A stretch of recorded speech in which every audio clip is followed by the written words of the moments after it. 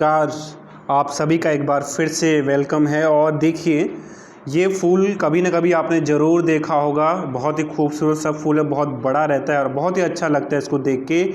आज हम इसी को डिस्कस करेंगे। ये एक डे न्यूट्रल जो है एक फ्लावर होता है, जो है डे न्यूट्रल फ्लावर है। इसी को डिस्कस करेंगे, सूरजमुखी को। तो ये एक बहुत ही एक most important oil seed crop है भारत की। एक तिलहनी फसल है। क्या होता है तिलहनी फसल? तिलहनी फसल उस फसल को बोलते हैं जिसका उत्पादन जो है तेल के लिए किया जाता है, उसको तिलहनी फसल बोला जाता है। हमने इससे पहले कई सारी तिलहनी फसलों को डिस्कस किया है। जैसे सोयाबीन एक दलहनी और तिलहनी फसल भी है, ठीक है। इसके अलावा जो सूरजमुखी है, ये एक मुख्य जो है ऑयल सीड क्रॉप है। इसके ऑयल को भारत में बहुत ही प्रमुखता से खाया जाता है और इसका बहुत ही सेहत के लिए बहुत ही फायदेमंद रहता है। क्योंकि इसलिए कहा जाता है क्योंकि इसका जो मुंह है, ये जो सनफ्लावर है, इसका मुंह सूरज की ओर होता है, इसलिए इसको जो है सूरजमुखी कहा जाता है। जहाँ जहाँ सूरज चलता है, ये अपने आप को उसी डायरेक्शन में इलोंगेट करना चाहता है और करता भी है। डिस्कस करेंगे कि इसके बारे में जो भी इम्पोर्टेंट क्वेश्चन एग्जाम में बनते हैं सनफ्लावर के बारे में, उन सभी को हम यहाँ पे डिस्कस करेंगे, ठीक है। तो चलिए स्टार्ट करते हैं। सबसे पहले सूरजमुखी को क्यों उगाया जाता है, क्यों आपके सिलेबस में दिया गया है। सूरजमुखी को मेनली उगाया जाता है ऑयल के लिए। किसके लिए? ऑयल के लिए उगाया जाता है, तेल के लिए उगाया जाता है। इसका जो तेल होता है बहुत ही फ़ायदेमंद होता है हमारे शरीर के लिए। ये जो कोलेस्ट्रॉल लेवल है या ब्लड प्रेशर है, उनके जो पेशेंट होते हैं उनके लिए बहुत ही ज़्यादा फ़ायदेमंद होता है। इसलिए इसका तेल जो है बहुत महंगा भी आता है, ठीक है। हमेशा की तरह बॉटनिकल नेम से स्टार्ट करते हैं। जिन जिन पे मैंने बॉक्स बना रखा है रेड पेन से, वो बहुत इंपॉर्टेंट है। आप उनको ज़रूर ज़रूर ज़रूर जो है अपनी कॉपी में नोट करें। बॉटनिकल नेम होता है सूरजमुखी का हेलियंथस एनस। क्या होता है? Helianthus anus. एनस होता है, स्पेलिंग ANNUS होती है, इन्होंने गलत लिख दी। फैमिली की बात करो तो फैमिली इसकी कंपोजिटिव फैमिली होती है, इंपॉर्टेंट है। इसकी आपको फैमिली पूछ सकता है। इसकी जो फैमिली होती है वो कंपोजिटिव होती है। कौन सी होती है? कंपोजिटिव फैमिली का मेंबर है ये। ओरिजिन की बात करूँ तो इसका जो उत्पत्ति स्थान है वो मैक्सिको, या फिर कई बुकों में USA लिखा होगा। क्या लिखा होगा? मैक्सिको या USA, दोनों सही हैं, ठीक है। क्रोमोजोम नंबर की बात करूं तो सूरजमुखी में जो क्रोमोजोम होते हैं वो 2n बराबर 34 होते हैं, यानी कि इसमें 34 गुणसूत्र पाए जाते हैं, 34 गुणसूत्र पाए जाते हैं। अगर मैं हैप्लॉइड की बात करूं, अगुणित गुणसूत्रों की संख्या की बात करूं तो 17 होते हैं। अगर इसमें फ्रूट, ये बहुत इंपॉर्टेंट है, अगर इसका फ्रूट टाइप पूछा जाए तो सूरजमुखी में जो फल प्रकार होता है वो कौन सा होता है? एकीन होता है। क्या होता है? इसको एकीन के नाम से जाना जाता है, एकीन कहा जाता है, ठीक है। और इसके अलावा पुष्पक्रम बहुत इंपॉर्टेंट है। इसका जो पुष्पक्रम होता है, इन्फ्लोरेसेंस होता है सूरजमुखी का, वो होता है कौन सा? कैपिचुलम टाइप का पुष्पक्रम इसमें पाया जाता है। किस तरह का पुष्पक्रम पाया जाता है? कैपिचुलम टाइप का पुष्पक्रम सूरजमुखी में पाया जाता है। आपने देखा होगा सूरजमुखी का जो पुष्प होता है वो इस तरह से गोल गोल रहता है, तो इसको कैपिचुलम टाइप का पुष्पक्रम कहते हैं। सूरजमुखी एक डे न्यूट्रल प्लांट है। बहुत इंपॉर्टेंट, आपसे यही पूछ सकता है एग्जाम में कि भाई सूरजमुखी किस तरह का प्लांट है? डे न्यूट्रल प्लांट है, या फिर लॉन्ग डे प्लांट है, या फिर शॉर्ट डे प्लांट है। आपको मैंने बताया था कि प्लांट में लाइट की अवेलेबिलिटी के हिसाब से इन प्लांट को 3 भागों में बांटा जाता है। एक होता है डे न्यूट्रल प्लांट, एक होता है शॉर्ट डे प्लांट, एक होता है long day plant. Long day plant वो होते हैं जिनमें हमें ज़्यादा धूप की आवश्यकता होती है। शॉर्ट डे प्लांट वो होते हैं जिनमें कम धूप की आवश्यकता होती है। एक होता है डे न्यूट्रल प्लांट, यानी कि जिसमें धूप कम हो या ज़्यादा हो उसकी सेहत पे कोई फ़र्क नहीं पड़ता। आप क्या पहचान है सर इसकी, कैसे पता चलेगा? जितनी भी खरीफ की क्रॉप हैं, कौन सी क्रॉप?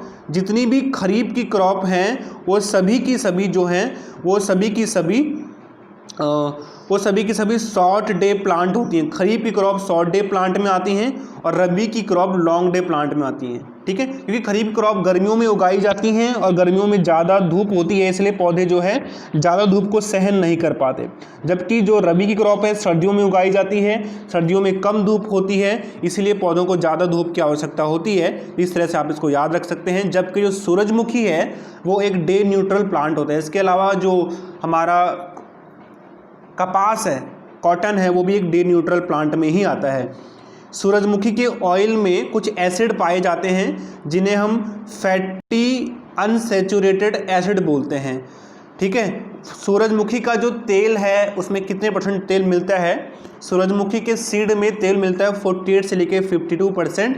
अगर कोई एग्जैक्ट पूछे तो करीब करीब 50 से लेके 51% तक इसमें तेल मिलता है।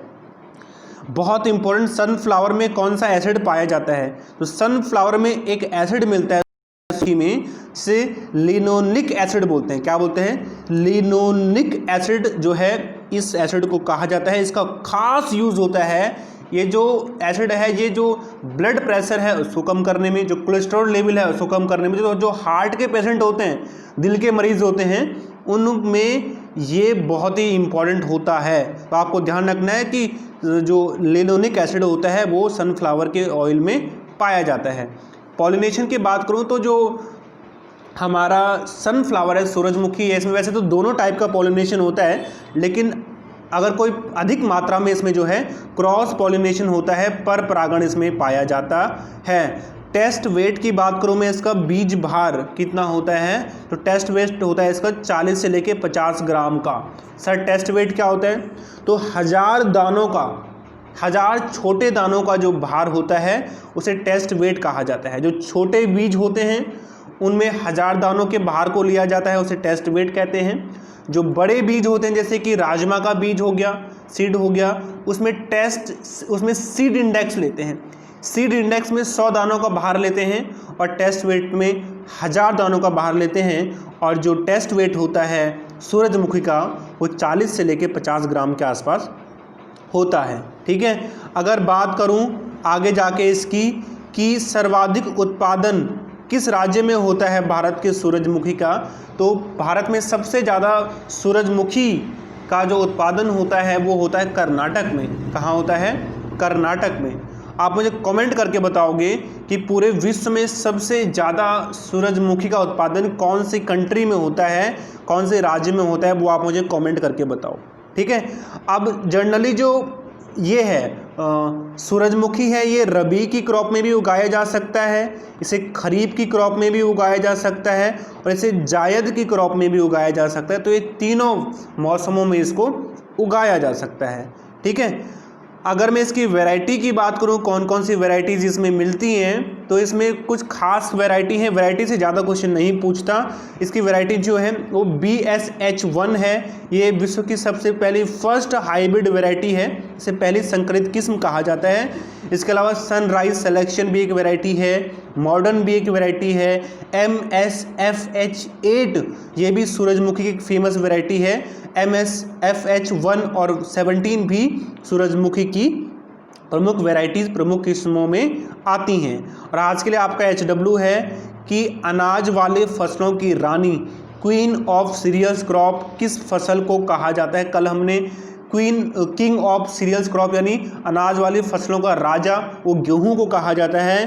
तो क्वीन ऑफ सीरियल्स क्रॉप, अनाज वाली फसलों की रानी किसको कहा जाता है? आप मुझे कमेंट करो, अभी के अभी कमेंट करो। आज के लिए बस इतना ही। Thank you so much.